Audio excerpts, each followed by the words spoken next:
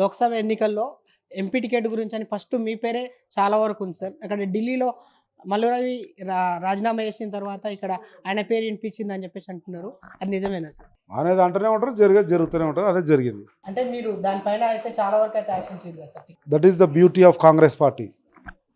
ఎవరైనా ఆశించవచ్చు, ఎవరైనా అప్లై చేసుకోవచ్చు, ఎవరైనా చివరి వరకు ప్రయత్నం చేయొచ్చు. దాంట్లో నేను కూడా చేసిన బరాబర్. మీరు అన్న నాదే అవుతుండే, కానీ ఇప్పుడు మళ్ళీ రోజు అయింది. దానికి వెనుక ఏముంది అనేది తెలుసుకున్నాం. అందుకే మీరు అన్నట్లు అడిగిన, లెటర్ ఇచ్చిన, మాట్లాడిన దాని తర్వాత అధిష్టానము విశ్లేషించి ఇది ఈయన వయస్సు రీత్యానో, ఆర్థిక వనరుల రీత్యానో, లేకపోతే నాకు అంతకంటే బెటర్ ఇస్తారు, ఆ రకంగా ఏదో ఒక రకమైనటువంటి సమాధానము, ఏదో రకమైనటువంటి లాజికల్ కంక్లూజన్ వచ్చినప్పుడు కాంగ్రెస్ పార్టీ నిర్ణయాన్ని ఎవరైనా అంగీకరించాల్సిందే. అట్లే లాజికల్ కంక్లూజన్ వచ్చింది, నాకు అంగీకరించినాం, అనౌన్స్ అయింది. రేపు కాంగ్రెస్ పార్టీ గెలుపు కొరకు నిర్విరామంగా పనిచేస్తాం. అంటే ఇప్పుడు కొద్దిగా సామాజిక వర్గానికి చూసుకున్నట్లయితే ఇలా లోకల్ కిందకి అని చెప్పేసి చాలా వరకు అంటున్నారు సార్. దీని గురించి మీరు ఏమంటారు? నో, మల్లు రవిని నాన్ లోకల్ ఉండడం తప్పు అవుతుంది. నేను కూడా రాజకీయాల్లో ఉన్నా, ఎవరన్నా ఉండొచ్చు, ఇక్కడ ఉండొచ్చు. 2 సార్లు అక్కడ ఎంపీగా పనిచేసిండు, 4 సార్లు పోటీ చేసిండు. ఒక 3 దశాబ్దాలుగా, 3.5 దశాబ్దాలుగా ఆయన జీవితము ఈ ప్రాంత ప్రజలతో పెనవేసుకుపోయినప్పుడు నాన్ లోకల్ అన్నికే లేదు, నాన్ లోకల్ అనడానికి లేదు. కాకపోతే సామాజిక సమతుల్యతను బట్టి ఎవరు అడిగే హక్కు వాళ్ళకు ఉంటుంది. ఆ హక్కుతో నేను అడిగిన దానికి లాజికల్ కంక్లూజన్ ఇచ్చిర్రు, యాక్సెప్ట్ అయింది, అనౌన్స్ అయింది. రేపు కలిసి ముందుకు పోతున్నాం. మల్లురాయ్ గారు మా ఇంటికి వచ్చారు, మాట్లాడిండ్రు. ఇద్దరిని సీఎం పిలిచారు, సీఎం దగ్గర కూడా పోవడం జరిగింది. సీఎం కూడా ఏం చెప్పాలో చెప్పాడు. ఇది నాగర్కర్నూలు పార్లమెంట్ టికెట్ అనేది ముగిసిన అధ్యాయము. సార్ ఇప్పుడు ఆర్ఎస్ ప్రవీణ్ కుమార్ ఇట్లా గట్టిగా పోటీ చేస్తున్నాడు కదా సార్ బీఆర్ఎస్ నుంచి. ఆయన కొంతవరకు అయితే పలుకుబడి అవుతుంది బీఎస్పీ వాళ్ళ నుంచి. అయితే ఇప్పుడు అయ్యో ఏదైనా గెలిచే అవకాశాలు ఉన్నాయండి?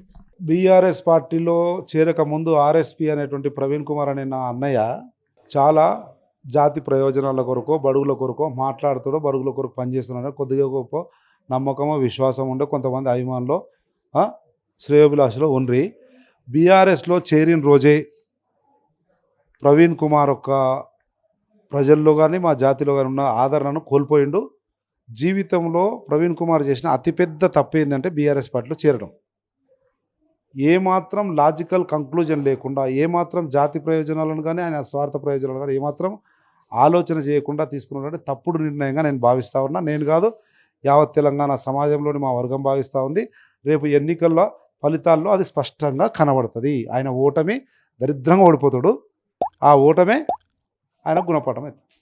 మీరు ఇదే అంటారు సార్. అదే జాతి ఇక్కడ సిర్పూర్ కాగజ్నగర్లో ఆయన పోటీ చేసినప్పుడు మాదిగల నుంచి ఇక్కడ ఎంఆర్పిఎస్ నుంచి సపోర్ట్ ఇచ్చి ఆయన నోడగొట్టిరని చెప్పేసి చెప్తారు సార్.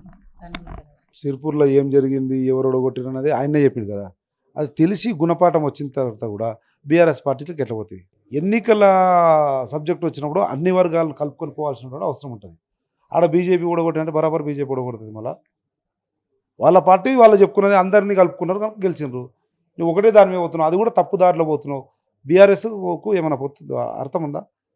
ప్రవీణ్ కుమార్ అనేట ఆయన రాజకీయాల్లోకి వచ్చింది బీఆర్ఎస్కు వ్యతిరేకంగా, కుటుంబ పాలనకు వ్యతిరేకంగా, దళితులను అనగదొక్కుతున్నాడు, మాదిగలకు క్యాబినెట్లో స్థానం లేదని రోజు పొద్దున్న లేస్తే మాట్లాడొచ్చి నువ్వు పోయి దబ్బున ఆ బురదలో పడుతుంది.